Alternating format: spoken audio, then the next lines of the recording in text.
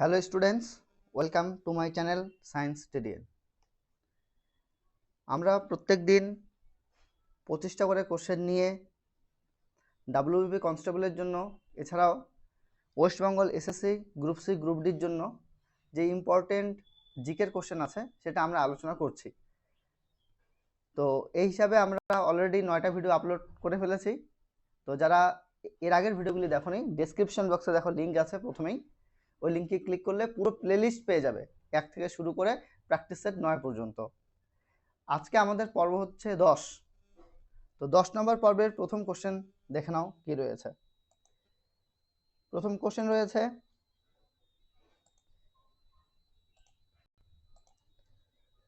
Question number 1, Dhyanchand যে খেলার সঙ্গে যুক্ত ছিলেন তা হলো। ধ্যানচাঁদ কোন খেলার সাথে যুক্ত ছিল সেটা আমাদের বলতে বলেছে।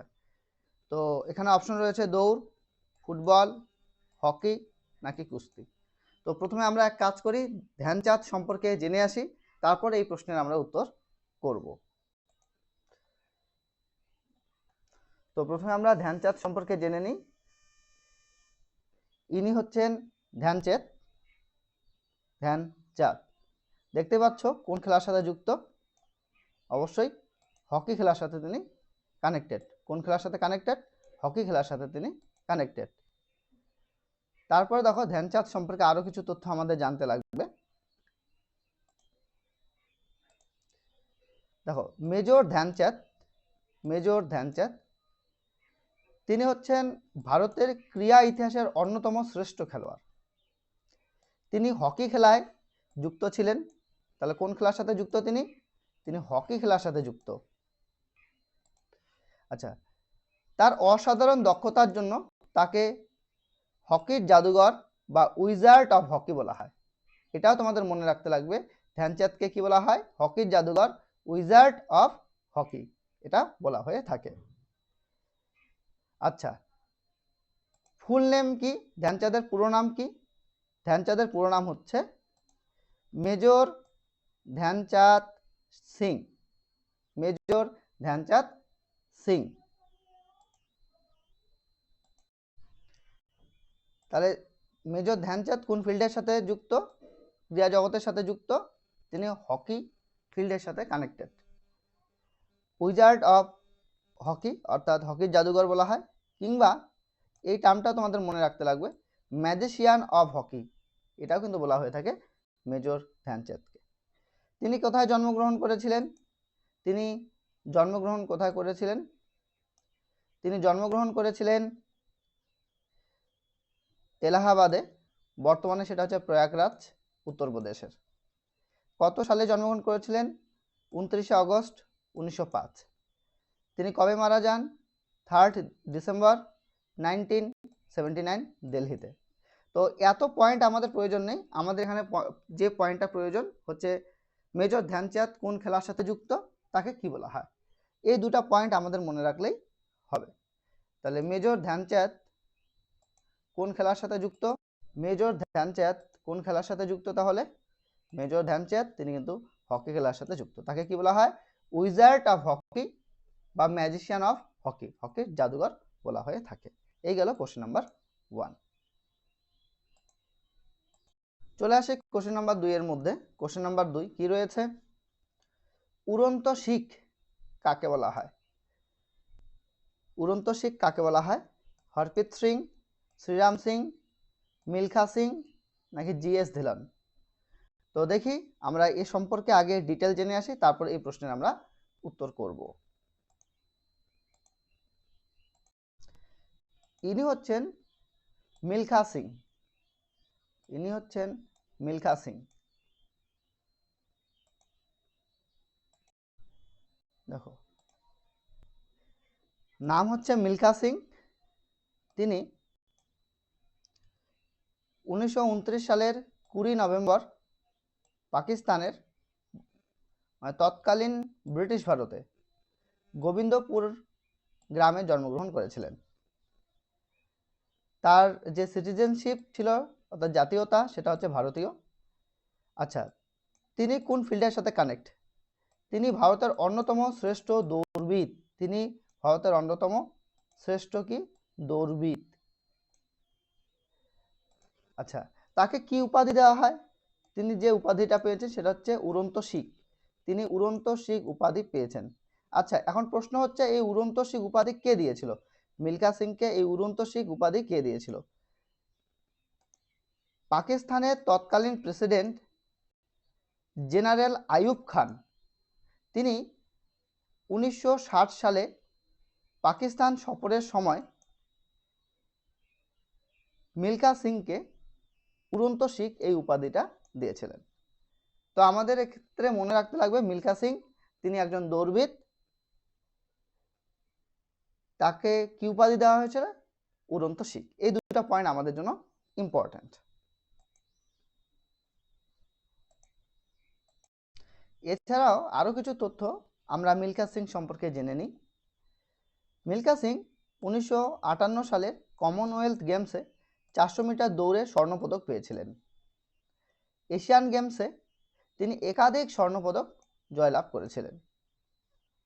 1960 সালের রোম অলিম্পিকে 400 মিটার ফাইনালে তিনি চতুর্থ স্থান অধিকার করেছিলেন। তো এত ডিটেল আমাদের প্রয়োজন নেই, জাস্ট আমরা কানেক্ট করার জন্য পড়ছি। কোনো ব্যক্তি সম্পর্কে যখন তুমি ডিটেল জানবে তখন দেখবে সেটা ভালো মনে থাকে। এবার সব ডিটেল মুখস্থ করার প্রয়োজন নেই বা মনে রাখার প্রয়োজন নেই, আমি জাস্ট যতটুকু বলবো মনে রাখতে অতটুকু মনে রাখবে। এক্সাম পয়েন্ট অফ ভিউ থেকে অতটুকুই ইম্পর্টেন্ট। কি ইম্পর্টেন্ট এখানে? এখানে ইম্পর্টেন্ট হচ্ছে মিল্খা সিং কোন ক্ষেত্রের সাথে যুক্ত। এক তো হচ্ছে দৌড়বিদ, তাকে কি উপাধি দেওয়া হয়েছিল? তাকে উপাধি দেওয়া হয়েছে উড়ন্ত শিখ। ব্যাস এতটুকুই আমাদের জন্য ইম্পর্টেন্ট। তাহলে এক লাইনে আমাদের মনে রাখা সিং, এক লাইনে আমরা মনে রাখতে কি পারি যে উড়ন্ত শিখ বলতে কাকে বোঝায়? মিল্খা সিংকে বোঝায়। তিনি কি? তিনি হচ্ছেন ভারতের কিংবদন্তি দৌড়বিদ। ব্যাস এই পয়েন্টটাই আমাদের জন্য ইম্পর্টেন্ট। তো দেখে নিই প্রশ্নটা আমাদের কি ছিল। তাহলে আমাদের কোশ্চেন নাম্বার 2 কি রয়েছে? আমাদের কোশ্চেন নাম্বার 2 রয়েছে উড়ন্ত শিখ কাকে বলা হয়? উড়ন্ত শিখ হচ্ছে মিল্খা সিংকে উড়ন্ত শিখ বলা হয়ে থাকে। মিল্খা সিং হয়ে যাবে এখানকার সঠিক উত্তর। এবার আমরা বিভিন্ন ধরনের শাস্ত্রীয় নৃত্য সম্পর্কে জানব। ক্লাসিক্যাল ডান্স বা শাস্ত্রীয় নৃত্য সম্পর্কে জানব। আচ্ছা, শাস্ত্রীয় নৃত্য বা ক্লাসিক্যাল ডান্স সেই ডান্সগুলিকে বলা হয় যেগুলি অনেক আগের থেকেই বিভিন্ন শাস্ত্রের মধ্যে বর্ণনা করা আছে। যে ডান্স সমূহের বা যে নৃত্য সমূহের তাদেরকে আমরা এক কথায় ক্লাসিক্যাল ডান্স বা শাস্ত্রীয় নৃত্য বলবো। এই ক্লাসিক্যাল ডান্স বা শাস্ত্রীয় নৃত্যের আরেক নাম হচ্ছে ধ্রুপদী নৃত্য। এটা তোমরা মনে রাখবে। ক্লাসিক্যাল ডান্স বা শাস্ত্রীয় নৃত্যের আরেক নাম হচ্ছে ধ্রুপদী নৃত্য। তো কত ধরনের ক্লাসিক্যাল ডান্স আছে? 8 ধরনের ক্লাসিক্যাল ডান্স আছে। কি কি 8 ধরনের ক্লাসিক্যাল ডান্স আছে আমরা এক ঝলকে দেখে নিই। প্রথমত আমরা জানবো ভারতনাট্যম সম্পর্কে। এই একটা ক্লাসিক্যাল ডান্সের নাম। এটার উৎস কোথায়? ভারতনাট্যম ক্লাসিক্যাল ডান্সের উৎস হচ্ছে তামিলনাড়ু। দক্ষিণ ভারতের তামিলনাড়ু হচ্ছে ভারতনাট্যম ক্লাসিক্যাল ডান্সের উৎস। নেক্সট আমাদের যেটা জানতে লাগবে কত্থক। এটা কত্থক না, কত্থক। কত্থক এটা কোথাকার ক্লাসিক্যাল ডান্স? এটা উত্তরপ্রদেশ, রাজস্থান অর্থাৎ উত্তর ভারতের ক্লাসিক্যাল ডান্সের মধ্যে পড়ছে কত্থক। ধ্যান দিয়ে দেখো যে কত্থক কোথাকার ক্লাসিক্যাল ডান্স? উত্তর ভারতের ক্লাসিক্যাল ডান্স হচ্ছে কত্থক। নেক্সট যে ক্লাসিক্যাল ডান্স আমরা দেখব সেটা হচ্ছে কথাকলি। কথকলি আছে কিন্তু কথাকলি আকার হবে এখানে একটা, তোমরা দিয়ে নিও কথাকলি। এটা কোথাকার ক্লাসিক্যাল ডান্স? কথাকলি হচ্ছে কেরালার ক্লাসিক্যাল ডান্স। দেন আমরা জানবো মণিপুরি। মণিপুরি হচ্ছে জায়গার নাম অনুযায়ী হয়েছে মণিপুরের ক্লাসিক্যাল ডান্স। একই রকমভাবে তারপরে ক্লাসিক্যাল ডান্স হচ্ছে ওডিসি। ওডিসি কোথাকার ক্লাসিক্যাল ডান্স? ওডিসি হচ্ছে ওডিশার ক্লাসিক্যাল ডান্স। শেষ যে ক্লাসিক্যাল ডান্সটা আমরা জানবো সেটা হচ্ছে মোহিনীঅট্টম। মোহিনীঅট্টম কোথাকার ক্লাসিক্যাল ডান্স? মোহিনীঅট্টম হচ্ছে কেরালার ক্লাসিক্যাল ডান্স। তাই কেরালার দুটা আমরা ক্লাসিক্যাল ডান্স কিন্তু জানলাম, এক তো হচ্ছে মোহিনীঅট্টম, দুই হচ্ছে কথাকলি। এই দুটা হচ্ছে তোমার কেরলের ক্লাসিক্যাল ডান্স। এই 8টা ক্লাসিক্যাল ডান্স রয়েছে। তো কোন ক্লাসিক্যাল ডান্স কোথাকার সেটা তোমাকে জানতে লাগবে। তো চলে যাই আমরা কোশ্চেন নাম্বার 3-এর মধ্যে। কোশ্চেন নাম্বার 3 আমাদের কি বলেছে আমরা দেখে আসি। দেখো আমাদের প্রশ্ন রয়েছে, কত্থক ধ্রুপদী নৃত্য, আমি বললাম ক্লাসিক্যাল ডান্সের আরেক নাম হচ্ছে ধ্রুপদী নৃত্য বা তোমার শাস্ত্রীয় নৃত্য। এটা কোথাকার ক্লাসিক্যাল ডান্স? এটা হচ্ছে তোমার উত্তর ভারত, বিশেষ করে রাজস্থান আর উত্তরপ্রদেশের। কোথাকার ক্লাসিক্যাল ডান্স? উত্তর ভারতের ক্লাসিক্যাল ডান্স।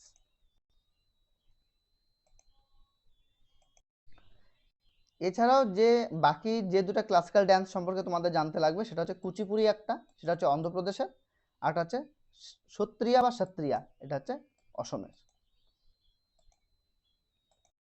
দেখো এবার আমরা জানবো,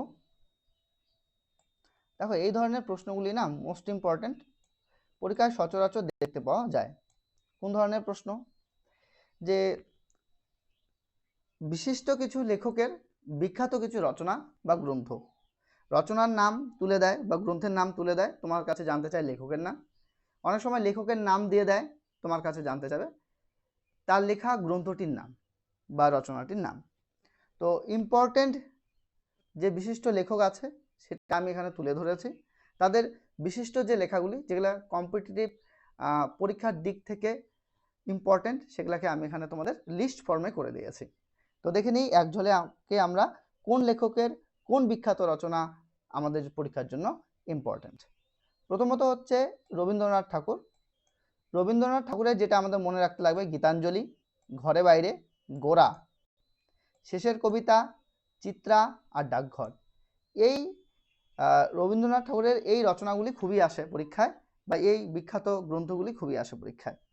নেক্সট আমরা যেটা জানবো সেটা হচ্ছে কাজী নজরুল ইসলাম। কাজী নজরুল ইসলামের মনে রাখতে লাগবে অগ্নিবীণা, বিদ্রোহী।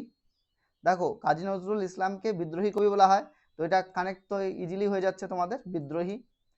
ভাঙ্গার গান, সারগম, বাদনহারা, এটা হচ্ছে কাজী নজরুল ইসলামের বিখ্যাত কিছু রচনা। নেক্সট আমরা দেখব মাইকেল মধুসূদন দত্তের বিখ্যাত কিছু রচনা, তার মধ্যে মেঘনাদ বধ কাব্য, তিলোত্তমা সম্ভব, একেই কি বলে সভ্যতা, এই সমস্ত হচ্ছে মাইকেল মধুসূদন দত্তের। বঙ্কিমচন্দ্র চট্টোপাধ্যায়ের ক্ষেত্রে আমরা জানবো আনন্দমঠ, দুর্গেশ নন্দিনী, কপালকুণ্ডলা, দেবী চৌধুরানী। এগুলো হচ্ছে বঙ্কিমচন্দ্র চট্টোপাধ্যায়ের লেখা বিশেষ কতগুলি গুরুত্বপূর্ণ রচনা। শরৎচন্দ্র চট্টোপাধ্যায়ের লেখা হচ্ছে দেবদাস, শ্রীকান্ত, পরিণীতা, পথের দাবী।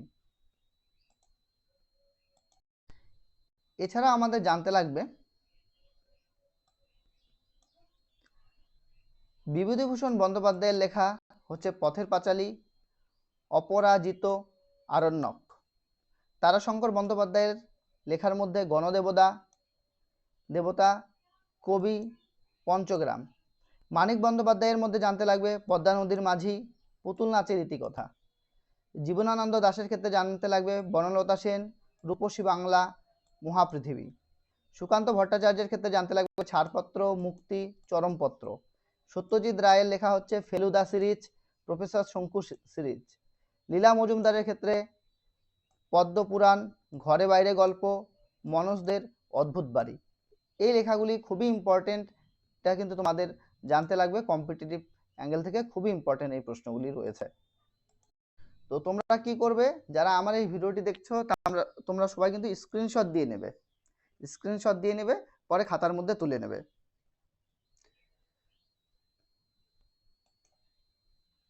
এখন আমরা ফোকাস করছি যে কাজী নজরুল ইসলামের লেখা অগ্নিবীণা, কাজী নজরুল ইসলামের লেখা অগ্নিবীণা এই রচনাটাতে। এখানে দেখো অগ্নিবীণা কার বললাম, এটা কাজী নজরুল ইসলামের লেখা। আচ্ছা, অগ্নিবীণা এটাকে যদি আমি অর্থ করি তাহলে হচ্ছে আগুনের বীণা। আগুন মানে বিদ্রোহ, কাজী নজরুল ইসলামকে বিদ্রোহী কবি বলা হয়। আগুন মানে এখানে হচ্ছে বিদ্রোহ, আর বীণা কথার অর্থ হচ্ছে সঙ্গীত, অর্থাৎ নজরুলের বিদ্রোহী সঙ্গীত। এভাবে তুমি যদি পড়ো যে নজরুলের বিদ্রোহী সঙ্গীত, তা আমরা কি হয়ে গেল অগ্নিবীণা। তাহলে অগ্নিবীণা আর কাজী নজরুল ইসলামকে তো বিদ্রোহী কবি বলা হয়েই থাকে, তো এইভাবে তুমি যদি পড়ো তাহলে কানেক্ট হয়ে যাবে, মনে থাকবে যে অগ্নিবীণাটা কার লেখা। তো চলে আসলাম আমরা এমসিকিউ কোশ্চেনের মধ্যে, যে অগ্নিবীণা বইয়ের রচয়িতাকে, তাহলে আমাদের কি উত্তর হবে, অগ্নিবীণা বইয়ের রচয়িতা হচ্ছেন কাজী নজরুল ইসলাম। এখন আমরা জানবো পরিকল্পনা কমিশন সম্পর্কে। দেখো পরিকল্পনা যে কমিশন, সেই পরিকল্পনা কমিশন সেটা কিন্তু সংবিধান দ্বারা প্রতিষ্ঠিত নয়।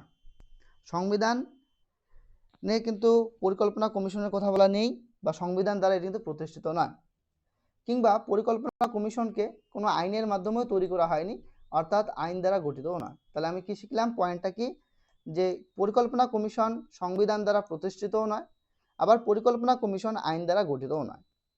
তাহলে এই পরিকল্পনা কমিশন কে তৈরি করেন? এই পরিকল্পনা কমিশন তৈরি করেন 15ই মার্চ 1950 সালে তৎকালীন যে প্রধানমন্ত্রী পণ্ডিত জওহরলাল নেহেরু, তিনি এটাকে তৈরি করেছিলেন। প্রশ্ন হচ্ছে কি উদ্দেশ্যে তৈরি করেছিলেন, পণ্ডিত জওহরলাল নেহেরুর মাইন্ডে কি কাজ করেছিল? ব্যাপারটা হচ্ছে যে দেখো আমরা যদি কোনো একটা অনুষ্ঠান করি বাড়িতে, সেক্ষেত্রে কোন খাতায় কত টাকা খরচ হবে সেই হিসাবে আগের থেকে আমরা একটা লিস্ট তৈরি করি, সেই হিসাবে কিন্তু আমরা খরচ করি। ঠিক একই রকমভাবে যে পণ্ডিত জওহরলাল নেহেরু তিনি ভাবলেন যে দেশের অর্থনীতিকে যদি উন্নত করতে হয়, তাহলে পরিকল্পনা মাফিক কোন খাতে কত টাকা খরচ করতে হবে সেটা আমাদের আগের থেকেই নির্দিষ্ট করতে লাগবে। এই উদ্দেশ্যে তিনি পরিকল্পনা কমিশনকে তৈরি করেন। তো এটাই ছিল মূল উদ্দেশ্য। দেখি, দেশের অর্থনৈতিক ও সামাজিক উন্নয়নের জন্য 5 বছর মেয়াদী পরিকল্পনা প্রণয়ন ও বাস্তবায়নের নীতি তিনি নির্ধারণ করেন। কিন্তু বর্তমানে পরিকল্পনা কমিশন কিন্তু নেই। তাহলে কি রয়েছে বর্তমানে রয়েছে নীতি আয়োগ। নীতি আয়োগের পুরো নাম national institution for transforming India, এটা রয়েছে। এই নীতি আয়োগের প্রধানকে, এই নীতি আয়োগের প্রধান হচ্ছে ভারতের প্রধানমন্ত্রী, বর্তমানে যেমন হচ্ছে নরেন্দ্র মোদী। আর এই যে নীতি আয়োগ, সেটা কবে তৈরি হয়? 2015 সালে। তাহলে বুঝতেই পারছো, যেটা পরিকল্পনা কমিশন ছিল, সেই পরিকল্পনা কমিশনকেই বিলুপ্ত করা হয়, বিলুপ্ত করে তৈরি করা হয় নীতি আয়োগ। কত সালে? 2015 সালে। অনেক সময় এই কোশ্চেনটাও দিয়ে থাকে যে নীতি আয়োগ কবে তৈরি হয়েছিল, মনে রাখবে 2015 সালে তৈরি হয়েছিল। তাহলে আমরা কি বুঝলাম? আমরা যেটা বুঝলাম, আমাদের যেটা মনে রাখতে লাগবে, যে পরিকল্পনা কমিশন ছিল একটি অবৈধ এবং অবৈধানিক সংস্থা। এটা আমাদের মনে রাখতে লাগবে পরিকল্পনা কমিশন সম্পর্কে। আমরা চলে আসলাম কোশ্চেনের মধ্যে। দেখো কোশ্চেনে কি বলেছে, ভারতের পরিকল্পনা কমিশন হলো, ভারতের পরিকল্পনা কমিশন কেমন ধরনের সংস্থা? দেখো আমি প্রথমত ডিটেলসে আমরা আলোচনা করলাম, ভারতের পরিকল্পনা কমিশন কোনো অসাংবিধানিক প্লাস হচ্ছে কোনো আইন দ্বারা গঠিত হয়নি।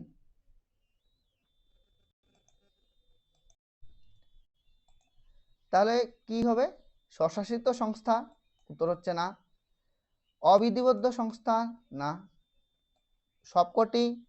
না। এখানে আমরা বলতে পারি ভারতের পরিকল্পনা কমিশন তিনি জাস্ট উপদেশ দেওয়ার জন্য তৈরি হয়েছেন, উপদেষ্টা সংস্থা। এটা সবচেয়ে অ্যাপ্রোপ্রিয়েট হবে এখানকার উত্তর।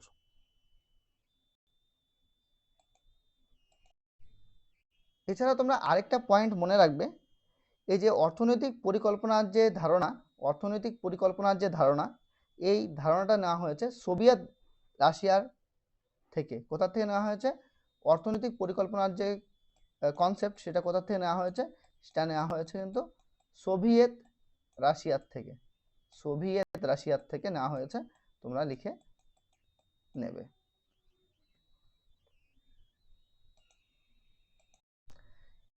এবার চলে আসছি পঞ্চবার্ষিকী পরিকল্পনার উপর বেস করে কোশ্চেন। দেখো দ্বিতীয় পঞ্চবার্ষিকীর যে পরিকল্পনা, সেই দ্বিতীয় পঞ্চবার্ষিকী পরিকল্পনায় বিভিন্ন ধরনের কারখানা কিন্তু তৈরি করা হয়েছে।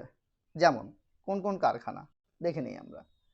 রাউরকেল্লা, এটা উড়িষ্যায় রয়েছে, এটা কিন্তু দ্বিতীয় পঞ্চবার্ষিকী পরিকল্পনায় তৈরি করা হয়েছে। তাহলে কোন পরিকল্পনায় তৈরি হয়েছে? দ্বিতীয় পঞ্চবার্ষিকী পরিকল্পনায় তৈরি হয়েছে।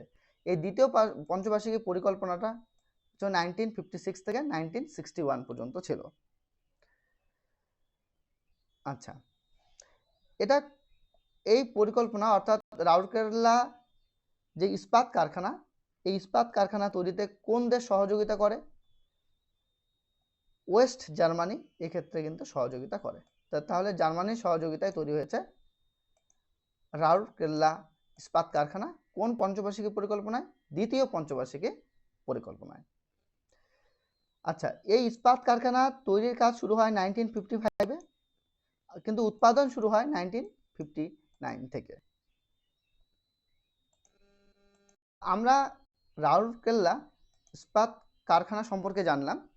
এখন দ্বিতীয় পঞ্চবার্ষিকী পরিকল্পনায় আরও অন্যান্য ইস্পাত কারখানাও তৈরি করা হয়েছে। কি? যেমন দুর্গাপুর ইস্পাত কারখানা, দুর্গাপুর স্টিল প্ল্যান্ট তৈরি করা হয়েছে। এটার অবস্থান কোথায়? এটা কিন্তু আমাদের ওয়েস্ট বেঙ্গলেই রয়েছে, দুর্গাপুরে আছে। আচ্ছা, কোন দেশের সহযোগিতায় এটা তৈরি করা হয়েছে? এটা হচ্ছে ব্রিটেনের সহযোগিতায় তৈরি করা হয়েছে। কোন পঞ্চবার্ষিকী পরিকল্পনায়? দ্বিতীয় পঞ্চবার্ষিকী পরিকল্পনায়। মনে রাখবে যে ইন্ডাস্ট্রির যে ডেভেলপমেন্ট, সেটা কিন্তু অর্থাৎ ইন্ডাস্ট্রি যে স্থাপন করা হয়েছে সেটা কিন্তু দ্বিতীয় পঞ্চবার্ষিকী পরিকল্পনার রেসপেক্টে হয়েছে। এটা ধ্যান দিয়ে মনে রাখবে।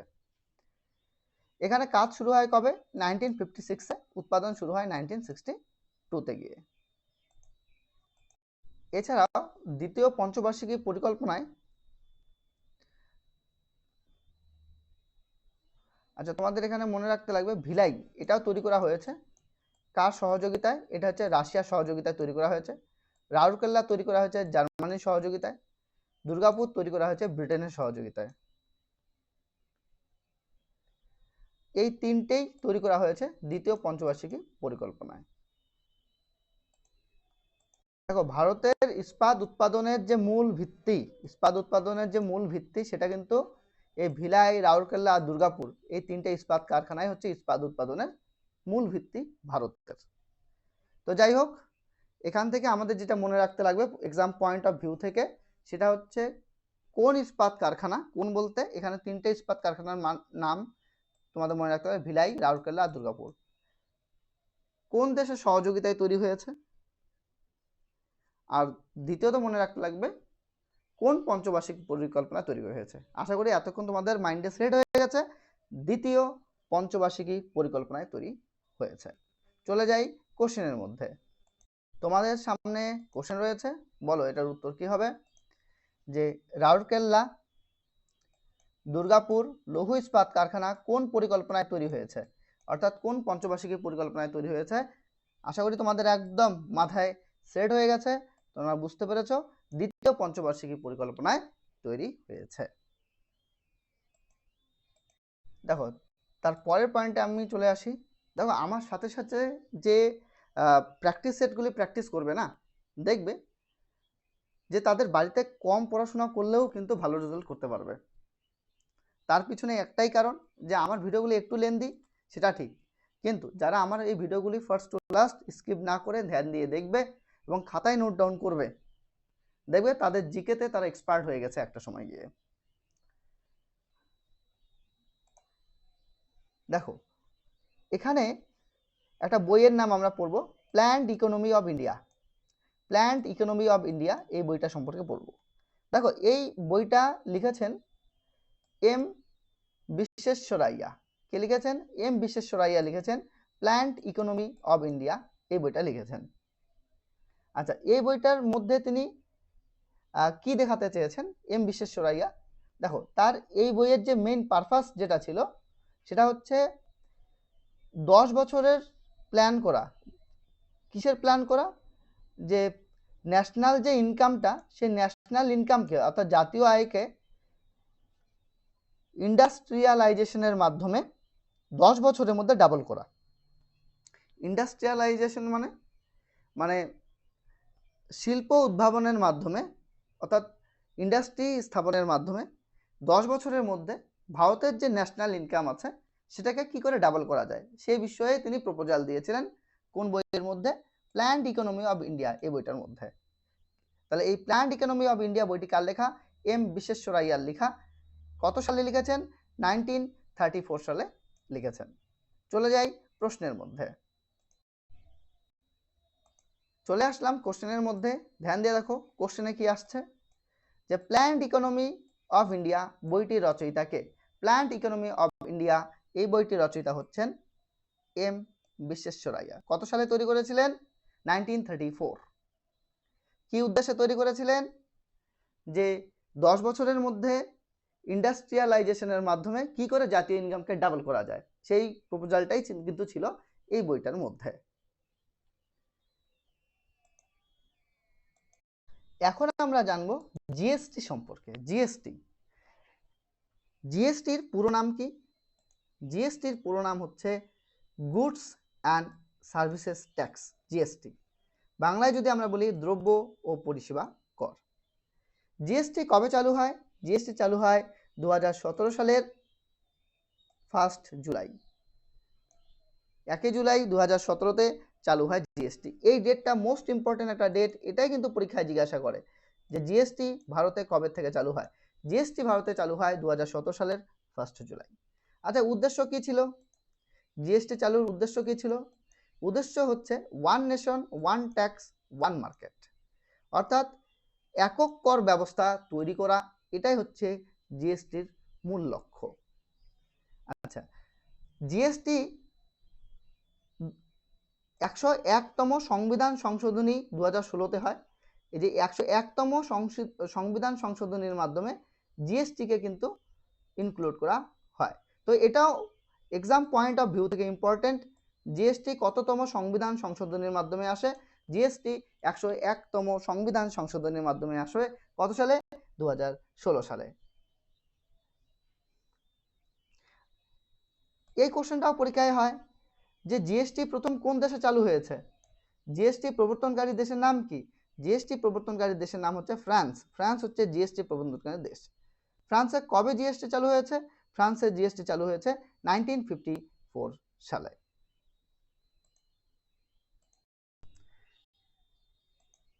দেখো এখন আমরা দেখব জিএসটি কত ধরনের। দেখো জিএসটি মেইনলি 4 ধরনের। একটা হচ্ছে সেন্ট্রাল জিএসটি, সেটাকে বলে সিজিএসটি।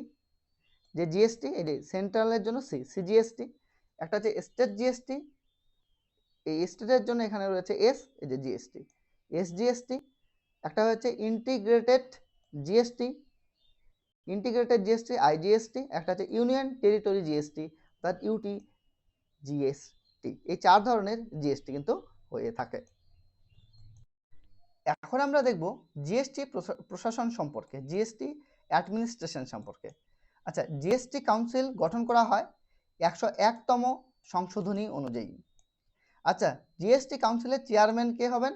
জিএসটি কাউন্সিলের চেয়ারম্যান হবেন কেন্দ্রীয় অর্থমন্ত্রী, তিনি হবেন জিএসটি কাউন্সিলের চেয়ারম্যান। এখন আমরা দেখব জিএসটি নেটওয়ার্ক, জিএসটিএন। এই যে জিএসটি নেটওয়ার্কের জন্য এখানে দেখো শেষে এন আছে। জিএসটিএন এটা কি? তথ্য প্রযুক্তি অবকাঠামো পরিচালনা করে। তথ্য প্রযুক্তিকে পরিচালনা করার জন্য জিএসটিএন। আচ্ছা, জিএসটি স্লোগান কি? জিএসটি স্লোগান হচ্ছে ওয়ান নেশন ওয়ান ট্যাক্স। আচ্ছা, প্রথম কবে জিএসটি ডে পালন করা হয় ভারতে? জিএসটি ডে প্রথম পালন করা হয় 2018 সালের 1 জুলাই। তাহলে জিএসটি আসছে কবে ভারতে? 1 জুলাই 2017। জিএসটি ডে কবে পালন করা হয়? 1 জুলাই 2018। আচ্ছা, জিএসটি 101তম সংবিধান সংশোধনের মাধ্যমে 2016 সালে কিন্তু সংবিধানে ইনক্লুড করা হয়। আচ্ছা, প্রথম জিএসটি পাস হয়েছে কোন রাজ্যে? প্রথম জিএসটি পাস হয়েছে কিন্তু আসাম রাজ্যে। আচ্ছা, জিএসটি রেটস কি কি আছে? জিএসটি রেটস যেটা আছে 0%, কিছু কিছু ক্ষেত্রে 0% হচ্ছে জিএসটি নেওয়া হয়, আর কিছু ক্ষেত্রে 5%, কিছু কিছু প্রোডাক্ট আছে যার ক্ষেত্রে 12%, কিছু কিছু প্রোডাক্ট আছে তার ক্ষেত্রে 18%, আর কিছু প্রোডাক্ট আছে তাদের ক্ষেত্রে 28%। এইভাবে জিএসটি রেটটাকে ভাগ করা কিন্তু হয়েছে। তো আশা করি জিএসটি সম্পর্কে প্রচুর ডিটেলস তোমরা জানতে পারলে। চলে আসি আমরা কোশ্চেনের মধ্যে। তো তো দেখতে পাচ্ছ জিএসটি থেকে আমরা কি কোশ্চেন তুলেছি, মোস্ট ইম্পর্টেন্ট একটা কোশ্চেন তুলে নিয়েছি। ভারতের দ্রব্য ও পরিষেবা কর কবে থেকে চালু হয়? ভারতের দ্রব্য আর পরিষেবা কর কবে থেকে চালু হয়? কি উত্তর হবে? উত্তর হবে 1 জুলাই 2017 থেকে ভারতের দ্রব্য আর পরিষেবা কর চালু হয়। আর যদি বলে জিএসটি ডে কবে থেকে কবে পালন করা হয়, তাহলে 1 জুলাই 2018 হয়ে যাবে কিন্তু সেখানকার সঠিক উত্তর। এখন আমরা জানবো রাজ্যসভা আর লোকসভার মধ্যে ডিফারেন্স কি, রাজ্যসভায় কি হয়, লোকসভায় কি হয়, বিস্তারিতভাবে। চলো শুরু করি। প্রথমে আমরা এখানে দেখব রাজ্যসভা আর রয়েছে লোকসভা।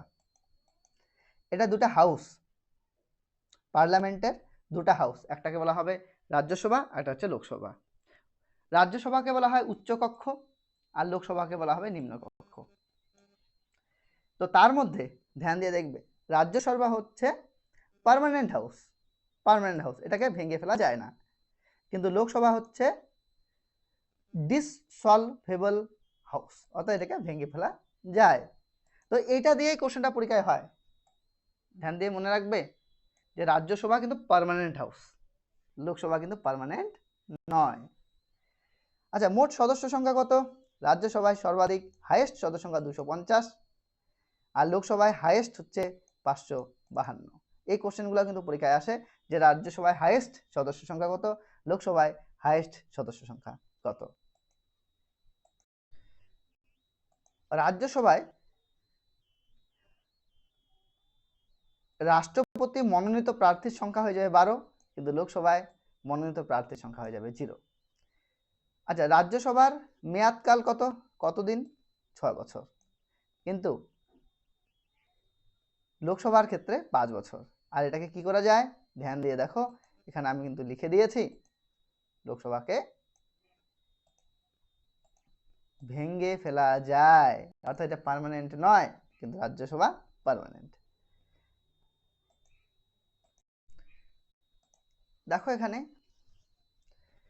যে অবসান পদ্ধতি, দেখো প্রতি 2 বছরে যা সদস্য থাকবে তার 3 ভাগের 1 ভাগ সদস্য রিটায়ার্ড করে যাবে, তাদের অবসান হবে। কিন্তু লোকসভার ক্ষেত্রে সেটা হয় না। লোকসভায় কি হয়, পুরো লোকসভার অবসান একই সাথে হয়।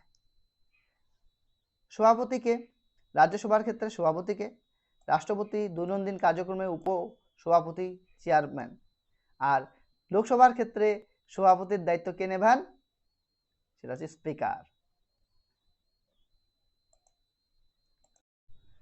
দেখো রাজ্যসভা হচ্ছে পার্মানেন্ট হাউস, কিন্তু লোকসভা পার্মানেন্ট নয়, অর্থাৎ অস্থায়ী হাউস। তাহলে এক্সাম পয়েন্ট অফ ভিউ এর থেকে কি important? Exam point of view এর থেকে ইম্পর্টেন্ট হচ্ছে রাজ্যসভা হচ্ছে পার্মানেন্ট, লোকসভা হচ্ছে পার্মানেন্ট না। রাজ্যসভায় মেয়াদ হচ্ছে 6 বছর, লোকসভায় 5 বছর। রাজ্যসভায় প্রতি 2 বছর অন্তর 1/3 করে রিটায়ার্ড হয়ে যায়, আর লোকসভায় পুরো সংসদ একবারে রিটায়ার্ড হয়ে যায়। এটা তোমাদের এক্সাম পয়েন্ট অফ ভিউ থেকে মোস্ট ইম্পর্টেন্ট তথ্য। চলে আসি কোশ্চেনের মধ্যে। কোশ্চেন আমাদের কি জিজ্ঞাসা করেছে আমরা দেখে নিই। তাহলে এখন প্রশ্নের উত্তর তোমরাই করো। কোশ্চেন নাম্বার 9,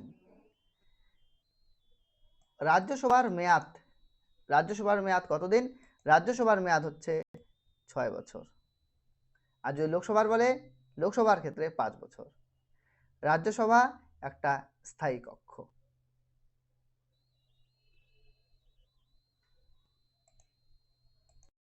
এখন আমরা স্টাডি করব যে শপথ বাক্য সংক্রান্ত বিষয়ে, কে কাকে শপথ বাক্য পাঠ করান। তো প্রথমে আমরা দেখি রাষ্ট্রপতি। ভারতের রাষ্ট্রপতি হলেন দেশের সর্বোচ্চ সংবিধান রক্ষক। ভারতের সর্বোচ্চ সংবিধান রক্ষক হচ্ছেন ভারতের রাষ্ট্রপতি। ভারতের রাষ্ট্রপতিকে শপথ বাক্য কে পাঠ করান? চিফ জাস্টিস অফ ইন্ডিয়া, অর্থাৎ ভারতের প্রধান বিচারপতি রাষ্ট্রপতিকে শপথ বাক্য পাঠ করান। কিন্তু যদি চিফ জাস্টিস অফ ইন্ডিয়া অনুপস্থিত থাকেন কোনো কারণে, সেক্ষেত্রে রাষ্ট্রপতিকে শপথ বাক্য পাঠ করান একজন সিনিয়র বিচারপতি। রাষ্ট্রপতি যখন শপথ বাক্য পাঠ করেন তখন তিনি যে শপথ নেন সেই শপথটা হচ্ছে এই যে এখানে লেখা আছে। তো যাই হোক, আমরা এটা পড়ছি না, চলে যাই তার পরের পার্টে। এখন আমরা দেখব উপরাষ্ট্রপতিকে কে শপথ বাক্য পাঠ করান। উপরাষ্ট্রপতিকে শপথ বাক্য পাঠ করান রাষ্ট্রপতি। প্রধানমন্ত্রী ও কেন্দ্রীয় মন্ত্রীরা শপথ বাক্য পাঠ কে করান? তাদেরও শপথ বাক্য পাঠ করান রাষ্ট্রপতি। রাজ্যপাল আর মুখ্যমন্ত্রীকে কে শপথ বাক্য পাঠ করান? রাজ্যপালকে শপথ বাক্য পাঠ করান রাষ্ট্রপতি, কিন্তু মুখ্যমন্ত্রীকে শপথ বাক্য পাঠ করান রাজ্যপাল। তো কে কাকে শপথ বাক্য পাঠ করান সেটা ইম্পর্টেন্ট, অনেক সময় পরীক্ষা কিন্তু দিয়ে দেয়। তো ফাইনালি আমরা যে সারসংক্ষেপে এসে উপস্থিত হলাম সেটা এই যে রাষ্ট্রপতিকে শপথ বাক্য পাঠ করাবেন চিফ জাস্টিস অব ইন্ডিয়া অর্থাৎ প্রধান বিচারপতি। প্রধানমন্ত্রী ও কেন্দ্রীয় মন্ত্রীদের শপথ বাক্য পাঠ করান রাষ্ট্রপতি।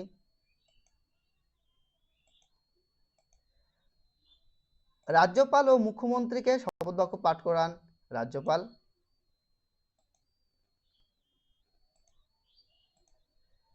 উপরাষ্ট্রপতিকে শপথ বাক্য পাঠ করান রাষ্ট্রপতি। মোস্ট ইম্পর্টেন্ট, কে কাকে শপথ বাক্য পাঠ করান আশা করি তোমাদের কাছে পুরো একদম ক্লিয়ার হয়ে গেছে। চলে যাই প্রশ্নের মধ্যে। তো চলে আসে প্রশ্নের মধ্যে। প্রশ্নে কি বলেছে? প্রশ্নে লেখা আছে সুপ্রিম কোর্টের বিচারপতিদের শপথ বাক্য কে পাঠ করান? সুপ্রিম কোর্টের বিচারপতিদের শপথ বাক্য কে পাঠ করান? সেক্ষেত্রে আমাদের উত্তর হয়ে যাবে কিন্তু সুপ্রিম কোর্টের বিচারপতিদের শপথ বাক্য পাঠ করান রাষ্ট্রপতি। কে পাঠ করান? রাষ্ট্রপতি হয়ে যাবে এখানকার সঠিক উত্তর। এখন আমরা রাজ্য নির্বাচন কমিশন সম্পর্কে কিছু গুরুত্বপূর্ণ তথ্যকে দেখব। পঞ্চায়েত নির্বাচন পরিচালনা ও তদারকি কে করে? পঞ্চায়েতে যে নির্বাচন হয় সেটার পরিচালনা আর দেখাশোনার দায়ভার কার উপর? সেটার দেখাশোনার দায়ভার হচ্ছে কিন্তু রাজ্য নির্বাচন কমিশনের উপর। রাজ্য নির্বাচন কমিশনে কিন্তু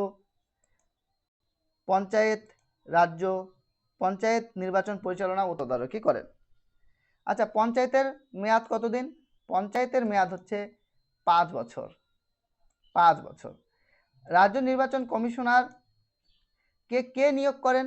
রাজ্য নির্বাচন কমিশনারকে নিয়োগ করেন রাজ্যের রাজ্যপাল, গভর্নর।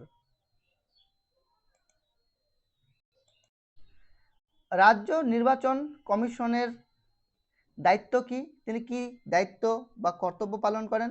রাজ্য নির্বাচন কমিশনের দায়িত্ব হচ্ছে ভোটার তালিকা প্রস্তুত করা, ভোট গ্রহণকে পরিচালনা করা এবং সেই ভোটের যা ফলাফল হবে সেই ফলাফলকেও ঘোষণা করা।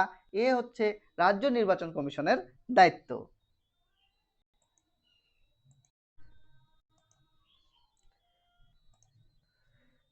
উনিশশো 92 সালে 73তম সংবিধান সংশোধনীর মাধ্যমে পঞ্চায়েত যে ব্যবস্থা সেই ব্যবস্থাটা সাংবিধানিক মর্যাদা কিন্তু পায়। তার আগে সাংবিধানিক মর্যাদা পায়নি বা সংবিধানের অন্তর্ভুক্ত ছিল না পঞ্চায়েত ব্যবস্থা। পঞ্চায়েত ব্যবস্থা 1992 সালে 73তম সংবিধান সংশোধনীর মাধ্যমে কি হয়? সাংবিধানিক মর্যাদা পায়। এটা তুলেও পরীক্ষায় কোশ্চেন হয় যে পঞ্চায়েত ব্যবস্থা কততম সংশোধনীর মাধ্যমে সাংবিধানিক মর্যাদা পায়? উত্তর হয়ে যাবে কিন্তু 1992 সালের 73তম সংবিধান সংশোধনীর মাধ্যমে।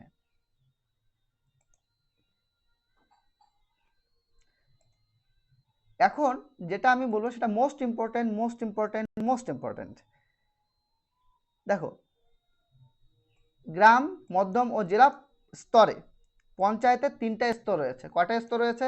3টা স্তর রয়েছে। এই নাম্বারটা মোস্ট ইম্পর্টেন্ট নাম্বার। আমি আবার বলছি, পঞ্চায়েতের 3টা স্তর রয়েছে। এই 3টা স্তর কি কি সেটা তোমাদের জানতে লাগবে। কি কি এই 3টা স্তর? প্রথমত হচ্ছে গ্রাম পঞ্চায়েত, দ্বিতীয়ত হচ্ছে পঞ্চায়েত সমিতি, আর তৃতীয় হচ্ছে জেলা পরিষদ। একদম মুখস্থ রাখবে। 3টা স্তর রয়েছে পঞ্চায়েতের, 3টা স্তর রয়েছে। এক হচ্ছে গ্রাম পঞ্চায়েত, পঞ্চায়েত সমিতি আর জেলা পরিষদ। দেখো, এখন প্রশ্ন হচ্ছে তোমাদের সামনে ধ্যান দিয়ে দেখো কি বলা হয়েছে। পঞ্চায়েত নির্বাচনের সময়সীমা স্থির করে। পঞ্চায়েত নির্বাচনের সময়সীমা কে স্থির করে? পঞ্চায়েত নির্বাচনের সময়সীমা কে স্থির করেন? দেখো, কেন্দ্রীয় নির্বাচন কমিশন একদম নয়, রাজ্য সরকার একদম নয়, জেলা শাসক অর্থাৎ ডিএম ডিস্ট্রিক্ট ম্যাজিস্ট্রেট একদমই নয়। কে? রাজ্য নির্বাচন কমিশন। তিনি কিন্তু পঞ্চায়েত নির্বাচনের সময়সীমা কতদিন হবে সেটা কিন্তু তিনি নির্দিষ্ট করেন বা স্থির করেন। অর্থাৎ অপশন নাম্বার ডি হয়ে যাবে এখানকার সঠিক উত্তর। পরের পার্ট দেখো, পরে আমরা দেখব যে স্বাধীন ভারতে যে ভোট হয়েছে সেই ভোট সম্পর্কে কিছু গুরুত্বপূর্ণ তথ্য। স্বাধীন ভারতে প্রথম ভোট অনুষ্ঠিত হয় সেটা 25শে অক্টোবর 1951 থেকে 21শে ফেব্রুয়ারি 1952 পর্যন্ত। এই ডেটটা ইম্পর্টেন্ট, মনে রাখতে লাগবে কখন অনুষ্ঠিত হয়েছিল স্বাধীন ভারতের প্রথম ভোটদান প্রক্রিয়া। আচ্ছা, সংসদ, এটি ছিল প্রথম লোকসভা নির্বাচন। এটি ছিল প্রথম লোকসভা নির্বাচন, ফার্স্ট লোকসভা ইলেকশন। তো পরীক্ষা আসে যে ফার্স্ট লোকসভা ইলেকশন কখন হয়েছিল, সেক্ষেত্রে উত্তর হয়ে যাবে 1951 থেকে 1952 ফার্স্ট লোকসভা ইলেকশন কিন্তু হয়েছে। সেক্ষেত্রে লোকসভায় মোট কতগুলি আসন ছিল? সেক্ষেত্রে লোকসভায় মোট আসন ছিল 489টি। ভোটার সংখ্যা কত ছিল? মোট ভোটার সংখ্যা ছিল 17.6 কোটি। তবে মজার বিষয় হচ্ছে এখানে যে 17.6 কোটি ভোটার ছিল তার মধ্যে 85% অশিক্ষিত ছিল, আর তার মানে মাত্র 15% শিক্ষিত ছিল। ভাই 85% অশিক্ষিত মানে কি? তারা পড়ালেখা জানবে না। পড়ালেখা জানবে না তো কাকে ভোট দিচ্ছে সেটা ঠিক বুঝতে পারবে না।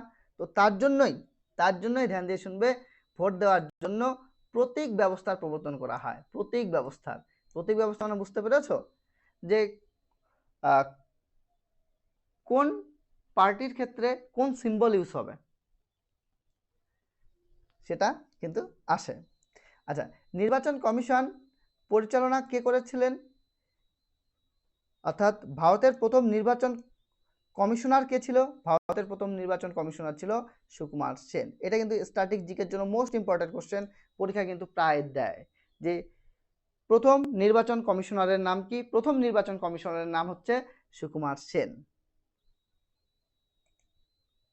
প্রথম নির্বাচন কমিশনে প্রথম নির্বাচন যখন হয়েছে তখন কোন কোন দল ছিল, কোন কোন রাজনৈতিক দল ছিল? এক তো হচ্ছে আইএনসি, তোমরা হিস্ট্রিতে পড়েই আসছো, ইন্ডিয়ান ন্যাশনাল কংগ্রেস থাকবেই। ভারতীয় জনসংঘ এই একটা দল ছিল, কমিউনিস্ট পার্টি অফ ইন্ডিয়া এই একটা দল ছিল, কৃষক মজদুর প্রজা পার্টি এই একটা দল ছিল, আর সোশ্যালিস্ট পার্টি এই একটা কিন্তু দল ছিল। এই সমস্ত রাজনৈতিক দল কিন্তু তখন প্রধান ভূমিকা নিভিয়েছিল। এই রাজনৈতিক দলগুলি কিন্তু তখন ছিল। প্রথম লোকসভা নির্বাচনে ফলাফল কি হয়? ফলাফল দেখে নিই। কি হয় যে কংগ্রেস পার্টি কিন্তু সংখ্যাগরিষ্ঠতায় জয়লাভ করে। কত ভোটে জয়লাভ করে? কংগ্রেস পার্টি 364টি আসন পেয়ে জয়লাভ করে। কতগুলি আসনের মধ্যে? সেটা হচ্ছে 489টি আসনের মধ্যে। তো জয়লাভ হয়ে গেল। এবং কংগ্রেসের থেকে কে ছিল? পণ্ডিত জওহরলাল নেহেরু। এই পণ্ডিত জওহরলাল নেহেরুকে করা হয় তখন ভারতের প্রধানমন্ত্রী।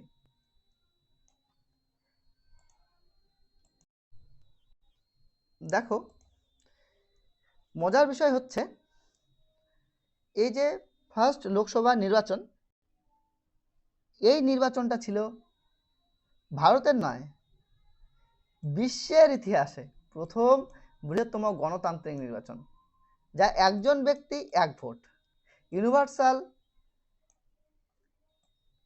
অ্যাডাল্ট ফ্রাঞ্চিস নীতিতে অনুষ্ঠিত হয়েছিল। এখন প্রশ্ন তোমাদের সামনে যে স্বাধীন ভারতের প্রথম নির্বাচন অনুষ্ঠিত হয়েছিল কত সালে? স্বাধীন ভারতের প্রথম নির্বাচন অনুষ্ঠিত হয় 1951 থেকে 1952। এই টাইম পিরিয়ডের মধ্যে। অর্থাৎ অপশন নাম্বার সি হয়ে যাবে এখানকার সঠিক উত্তর। এখন আমরা জানবো কুলু উপত্যকা নিয়ে, জিওগ্রাফির পার্ট। কুলু উপত্যকা নিয়ে আমরা জানবো। দেখো, কুলু উপত্যকার যে অবস্থান, সেই অবস্থানটা হচ্ছে হিমাচল প্রদেশ। কুলু উপত্যকা রয়েছে হিমাচল প্রদেশে। আচ্ছা, কুলু উপত্যকা হিমাচল প্রদেশের কোন জেলায় অবস্থিত? কুলু উপত্যকা হিমাচল প্রদেশের কুলু জেলায় অবস্থিত। কোন নদীর তীরে? সেটা বিয়াস নদীর তীরে অবস্থিত। ভৌগোলিক দিক থেকে হিমালয়ের পর্বতমালার মধ্যে অবস্থিত মনোরম এক উপত্যকা হচ্ছে কুলু উপত্যকা। আচ্ছা, কুলু জেলার মধ্যে এখানে যে এখানকার প্রধান শহর কি হবে? কুলু ও মানালি।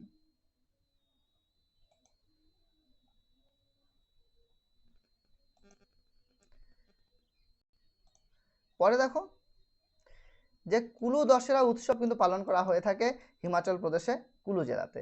এটি ভারতের বিখ্যাত উৎসবগুলোর মধ্যে একটা। এটা ইউনেস্কো ইনট্যাঞ্জিবল কালচারাল হেরিটেজ হিসেবে স্বীকৃত। পর্যটনরা কেন আকর্ষিত হয়? মানালি, রোহটাং পাস, সোলাং ভ্যালি এর জন্য। অর্থনৈতিক দিক থেকে যদি আমরা বলি, অর্থনৈতিক দিক থেকে এটা হচ্ছে প্রধান পর্যটন এবং আপেল চাষের জন্য ভালো জায়গা এবং হস্তশিল্প এখানে প্রচুর হয়। আচ্ছা, ডাকনাম কি? Valley of gods. কুলু উপত্যকার ডাকনাম কি? Valley of gods. এইটা কিন্তু পরীক্ষার অ্যাঙ্গেল থেকে মোস্ট ইম্পর্টেন্ট, এক্সামের পয়েন্ট অফ ভিউ থেকে মোস্ট ইম্পর্টেন্ট। কুলু উপত্যকার ডাকনাম ভ্যালি অফ গডস। তো আমরা শেষের দিকে দেখি যে পরীক্ষার দৃষ্টিকোণ থেকে কুলু উপত্যকা থেকে আমাদের কি কি জানতে লাগবে আমরা একটু দেখে নিই। তাহলে দেখো, এক্সাম পয়েন্ট অফ ভিউ থেকে যদি দেখি এটা কোন রাজ্যের মধ্যে পড়েছে? কুলু উপত্যকা। কুলু উপত্যকা পড়েছে হিমাচল রাজ্যের মধ্যে। নদী কোন নদীর তীরে? বিয়াস নদীর তীরে। জেলা সদর কুলু জেলা। বিখ্যাত উৎসব কুলু দশেরা। বিখ্যাত স্থান কি? মানালি, রংটাং পাস। ডাকনাম ভ্যালি অফ গডস। অর্থনীতি পর্যটন ও আপেল চাষ। আমাদের প্রশ্ন কি রয়েছে? আমাদের প্রশ্ন রয়েছে কুলু উপত্যকা কোন রাজ্যে অবস্থিত? তাহলে বলো তোমরাই যে কুলু উপত্যকা কোন রাজ্যে অবস্থিত? হিমাচল প্রদেশে অবস্থিত। কি বলা হয়? ডাকনাম কি? Valley of gods. আশা করি মনে থাকবে। এখন আমরা জানবো বাবা বুদান পাহাড় সম্পর্কে। কি সম্পর্কে? বাবা বুদান পাহাড় সম্পর্কে। দেখি, বাবা বুদান যে পাহাড়, তার অবস্থান কোথায়? বাবা বুদান পাহাড়ের অবস্থান হচ্ছে কর্ণাটক রাজ্যের চিকমাকালুর জেলায় অবস্থিত। চিকমাকালুর জেলাটার নাম হচ্ছে চিকমাকালুর। কোথায় সেটা? কর্ণাটক রাজ্যে। ওখানে আছে বাবা বুদান পাহাড়। আচ্ছা, কোন ঘাটের মধ্যে পড়েছে? পশ্চিম ঘাটের মধ্যে পড়েছে। একটা পূর্ব ঘাট, একটা পশ্চিম ঘাট আছে, পশ্চিম ঘাটের মধ্যে পড়েছে। আচ্ছা, বাবা বুদান পাহাড়ের সর্বোচ্চ শৃঙ্গের নাম কি? Mullayanagiri. Most important, exam point of view থেকে মোস্ট ইম্পর্টেন্ট, এটাকে তোমাদের মনে রাখতেই লাগবে। মুল্লায়নগিরি, এটা হচ্ছে বাবা বুদান পাহাড়ের সর্বোচ্চ শৃঙ্গ। এটা কর্ণাটক এর তো সর্বোচ্চ শৃঙ্গের মধ্যে পড়বে। উচ্চতা কত? 1930 মিটার। বাবা বুদান পাহাড়ের নামের উৎস কেন? বাবা বুদান এই যে নামকরণটা কিভাবে আসছে? সুফি সাধক বাবা বুদান এর নাম অনুযায়ী এই বাবা বুদান পাহাড়ের নামকরণ হয়েছে। তিনি আরব থেকে কফির বীজ ভারতে প্রথম এনেছিলেন বলে প্রচলিত। এই যে বাবা বুদান, তিনি প্রথম আরব থেকে ভারতে কফির বীজ নিয়ে এসেছিলেন। এই বাবা বুদান পাহাড়ের অন্য নাম কি? এই বাবা বুদান পাহাড় আরেকটি নামে পরিচিত, সেটা হচ্ছে চন্দ্রদ্রোণ পর্বতমালা নামে পরিচিত।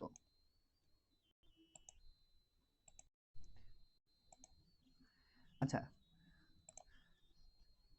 এই বাবা বুদান পাহাড়ের প্রাকৃতিক সম্পদ কি আছে? এই বাবা বুদান পাহাড় কফি চাষের জন্য বিখ্যাত অঞ্চল, বনজ ও বন্যপ্রাণ সমৃদ্ধ একটা এলাকা। গুরুত্ব কি? পর্যটন, তীর্থযাত্রা, জীববৈচিত্র্যের জন্য গুরুত্বপূর্ণ। এখানকার বৃষ্টিপাত ও জলবায়ু কর্ণাটকের কৃষিতে গুরুত্বপূর্ণ ভূমিকা রাখে।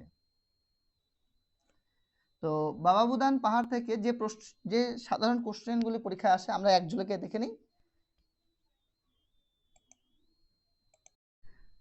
দেখো, পরীক্ষার সাধারণ প্রশ্ন কি? বাবা বুদান পাহাড় কোন রাজ্যে অবস্থিত? কর্ণাটক হয়ে গেল। বাবা বুদান পাহাড়ের সর্বোচ্চ শৃঙ্গের নাম কি? মুল্লায়ানগিরি। বাবা বুদান পাহাড় কোন পর্বতমালার অন্তর্গত? পশ্চিমঘাট পর্বতমালার অন্তর্গত। ভারতে প্রথম কোথায় কফি চাষ শুরু হয়েছিল? সেটা হচ্ছে বাবা বুদান পাহাড়ে, কর্ণাটক। বাবা বুদান কে ছিলেন? একজন সুফি সাধক ছিলেন বাবা বুদান। তিনি কফি বীজ ভারতে আনেন। এখন আমাদের এমসিকিউ প্রশ্নটা কি রয়েছে? এমসিকিউ প্রশ্নটা রয়েছে বাবা বুদান পাহাড়ের সর্বোচ্চ শৃঙ্গ কি? বাবা বুদান পাহাড়ের সর্বোচ্চ শৃঙ্গের নাম হচ্ছে মুল্লায়ানগিরি হয়ে যাবে এখানকার সঠিক উত্তর। এখন আমরা কাকড়াপাড়া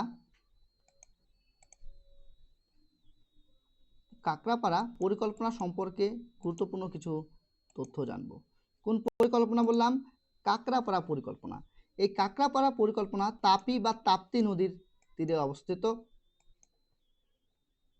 এই কাকড়াপাড়া পরিকল্পনা হয়েছে তাপ্তি নদীর উপর বেস করে হয়েছে। অবস্থান কি? গুজরাট রাজ্যে সুরাট যে জেলা আছে সেই জেলার নিকটে অবস্থিত এই কাকড়াপাড়া পরিকল্পনা। উদ্দেশ্য কি? উদ্দেশ্য হচ্ছে ইরিগেশন, সেচ, বন্যা নিয়ন্ত্রণ, জল সরবরাহ। এই যে নির্মাণ কালটা কখন এটা নির্মাণ হয়েছে? স্বাধীনতার পরে ভারতের প্রথম দিকের বহুমুখী নদী পরিকল্পনাগুলোর মধ্যে একটা হচ্ছে আমাদের কাকড়াপাড়া পরিকল্পনা।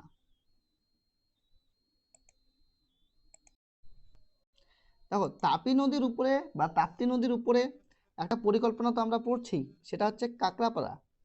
এছাড়া আরেকটা তোমাদের প্রকল্প মনে রাখতে লাগবে, সেটা হচ্ছে উকাই প্রজেক্ট।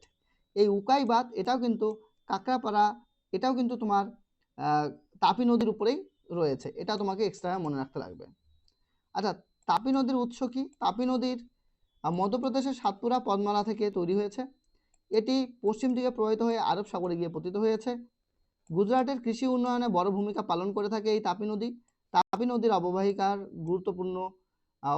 গুরুত্বপূর্ণ জল প্রকল্প রয়েছে, মানে জল প্রকল্পটা গুরুত্বপূর্ণ এখানকার।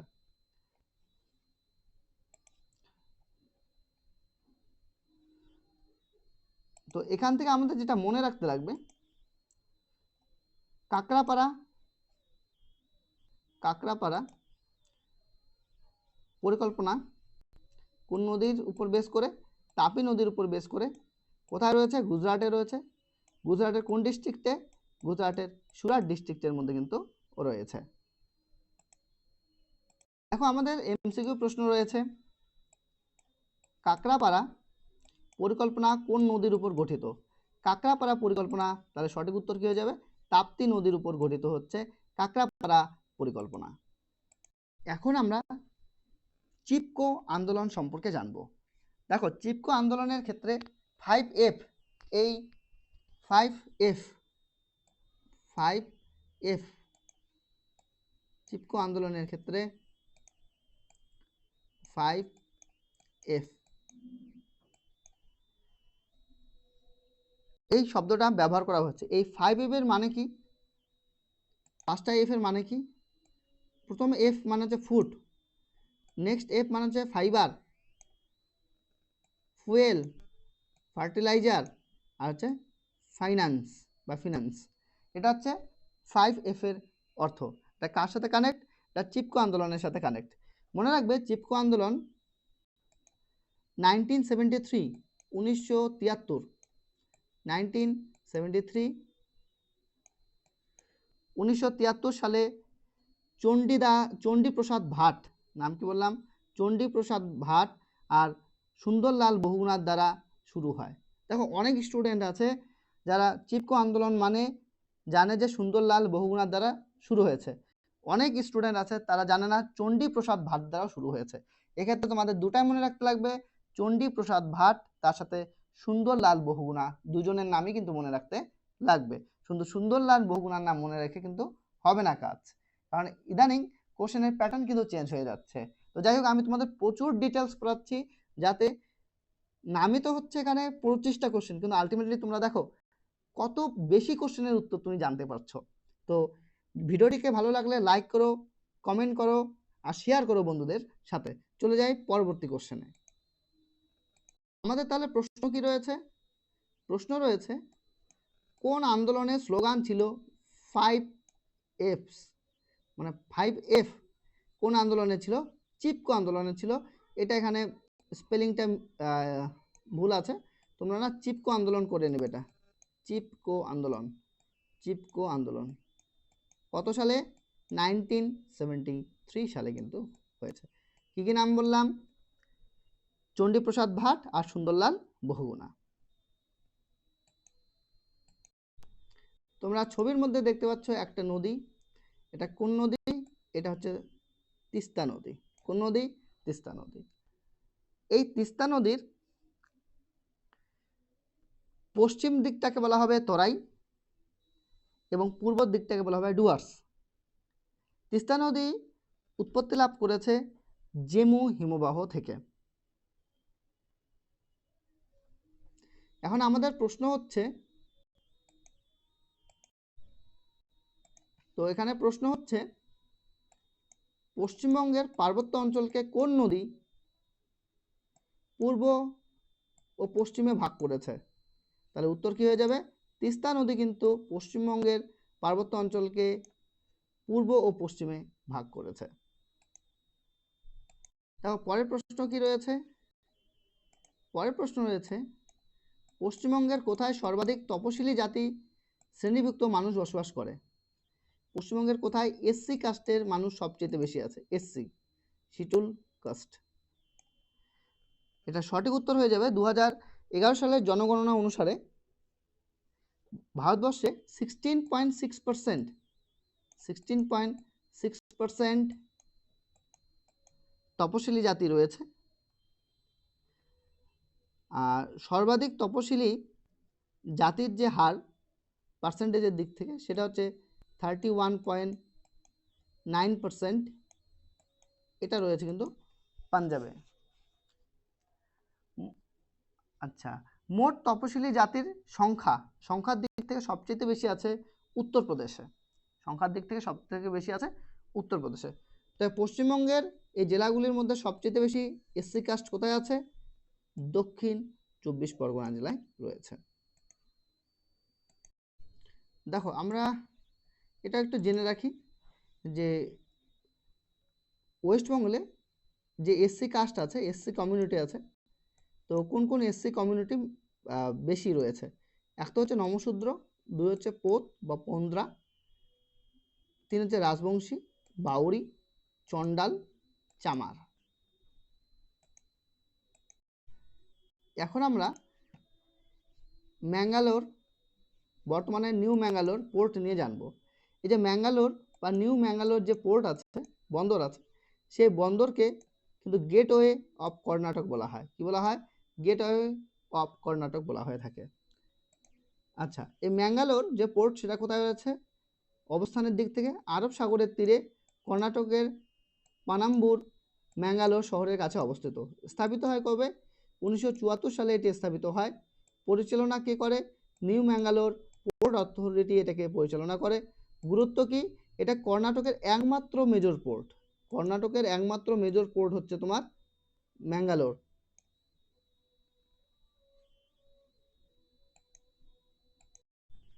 এই লাইনটাকে ধ্যান দিয়ে দেখবে যে কর্ণাটকের অর্থনৈতিক ও বাণিজ্যিক প্রবেশদ্বার হিসেবে কাজ করে। তাহলে ম্যাঙ্গালোরটা কি হিসেবে কাজ করে? কর্ণাটকের অর্থনৈতিক ও বাণিজ্যিক প্রবেশদ্বার হিসেবে কাজ করে। তার জন্য একে বলা হয় গেটওয়ে অফ কর্ণাটক। তাহলে গেটওয়ে অফ কর্ণাটক কোন বন্দর? সেটা হচ্ছে ম্যাঙ্গালোর বন্দর, গেটওয়ে অফ কর্ণাটক নামে পরিচিত। তাহলে আমাদের এমসিকিউ প্রশ্ন কি রয়েছে? এমসিকিউ প্রশ্ন রয়েছে, কোন বন্দর গেটওয়ে অফ কর্ণাটক নামে পরিচিত? তাহলে কোন উত্তর হবে? ম্যাঙ্গালোর গেটওয়ে অফ কর্ণাটক নামে পরিচিত। এছাড়াও তোমরা মনে রাখবে গেটওয়ে অফ কর্ণাটক নামে পরিচিত হচ্ছে ম্যাঙ্গালোর, যেটা আমরা একটু আগে কোশ্চেনে সলভ করলাম। এবার যদি কোশ্চেন বলে গেটওয়ে অফ ইন্ডিয়া নামে কোনটা পরিচিত, কোন পোর্ট, তাহলে হচ্ছে মুম্বাই পোর্ট হবে সেক্ষেত্রে সঠিক উত্তর। গেটওয়ে অফ ইন্ডিয়া, ইন্ডিয়া বললে মুম্বাই, আর গেটওয়ে অফ কর্ণাটক বললে হবে ম্যাঙ্গালোর, মনে রাখবে। তারপরটা মোস্ট ইম্পর্টেন্ট, দেখো আমি বলছি এস ফর সিঙ্গালীলা, ধ্যান দিয়ে আগে দেখো তারপর প্রশ্নে আসছে। S for Singalila, S for separation, তাহলে S for Singalila, S for separation পৃথক করা, আলাদা করা। তো আমি কি করেছি, স্মরণ করার যে পদ্ধতিটা সেটা এখানে করেছি। সিঙ্গালীলা সেপারেট করছে কাকে, দার্জিলিংকে, কার থেকে, নেপালের থেকে। তাহলে কোন পর্বতশৃঙ্গ নেপাল দার্জিলিংকে নেপালের থেকে আলাদা করেছে, সেটা হচ্ছে সিঙ্গালীলা। আর সিঙ্গালীলার এস থেকে মনে রাখবে, S for separation, S for Singalila. তাহলে প্রশ্নটাকে দেখো কি রয়েছে, কোন পর্বতশ্রেণী পশ্চিমবঙ্গের দার্জিলিং জেলাকে নেপাল থেকে বিচ্ছিন্ন করেছে? কোন পর্বতশ্রেণী পশ্চিমবঙ্গের দার্জিলিং জেলাকে নেপাল থেকে বিচ্ছিন্ন করেছে? সেক্ষেত্রে উত্তর হয়ে যাবে কিন্তু সিঙ্গালীলা পর্বতশ্রেণী, S for separation, S for Singalila. এবার চলে আসছি গম উৎপাদনের ক্ষেত্রে আলোচনা করি। ভারতের গম উৎপাদনের ক্ষেত্রে হেক্টর প্রতি সর্বোচ্চ ফলন অর্জনকারী রাজ্য হলো পাঞ্জাব। তাহলে গম উৎপাদনে হেক্টর প্রতি সর্বোচ্চ ফলন অর্জনকারী রাজ্য কোনটি? পাঞ্জাব। আচ্ছা, আমরা 2025-এর ডেটা অনুযায়ী যদি বলি, 2025 সালের রবি মরশুমে পাঞ্জাবে গড়ে 5390 কেজি পার হেক্টর গম উৎপাদন করেছে, যেটা পূর্ববর্তী রেকর্ড কত ছিল? পূর্ববর্তী রেকর্ড ছিল 5188 কেজি পার হেক্টরে। এবার 2025 সালের ডেটা অনুযায়ী কত? 5390 কেজি পার হেক্টর। তাহলে বুঝতেই পারছো যে পাঞ্জাবে কি হারে হেক্টর প্রতি গম উৎপাদিত হয়। আচ্ছা, পাঞ্জাবে এত গম উৎপাদনের পিছনে কারণ কি? কি কারণে হয়? এর পিছনে কারণ হচ্ছে উন্নত বীজ আর প্রযুক্তিকে ব্যবহার করা হয়। পাঞ্জাবে উন্নত বীজ ও আধুনিক কৃষি প্রযুক্তি ব্যবহার করার ফলে উৎপাদনটা কিন্তু বৃদ্ধি পেয়েছে। সেচ ব্যবস্থা, ক্যানাল সেচ ব্যবস্থার উন্নতির কারণে সেচের অভাব এখন কিন্তু কমে গেছে, তো যার ফলে উৎপাদন কিন্তু বাড়ছে। এছাড়া উন্নত মানের বীজ ব্যবহার করা হয় গম চাষের ক্ষেত্রে। সেটা কোন বীজ? সেটা PBW 826 জাতের গমের বীজ ব্যবহার করা হয়, যেটা কি পাঞ্জাব কৃষি বিদ্যালয় দ্বারা উদ্ভাবিত হয়েছে। আর এই বীজ ব্যবহারের জন্য গড়ে 65.7 কুইন্টাল পার হেক্টর ফলন দিয়েছে, যা দেশের সর্বোচ্চ স্থান অধিকার করে নিয়েছে। তো শীর্ষ রাজ্য কোনটা গম উৎপাদনে? পাঞ্জাব। গড় ফলন কত? গড় ফলন হচ্ছে 5390 কেজি পার হেক্টর। এটা কোন সালের ডেটা? এটা হচ্ছে 2025 সালের ডেটা অনুযায়ী। আর উন্নত বীজের উদাহরণ কি হবে? PBW 826। এবার স্ক্রিনে তোমাদের সামনে প্রশ্ন, উত্তর করো। হেক্টর প্রতি গম উৎপাদনে কোন রাজ্য প্রথম স্থান অধিকার করেছে? হেক্টর প্রতি গম উৎপাদনে কোন রাজ্য প্রথম স্থান অধিকার করেছে? উত্তর কি হয়ে যাবে? পাঞ্জাব রাজ্য।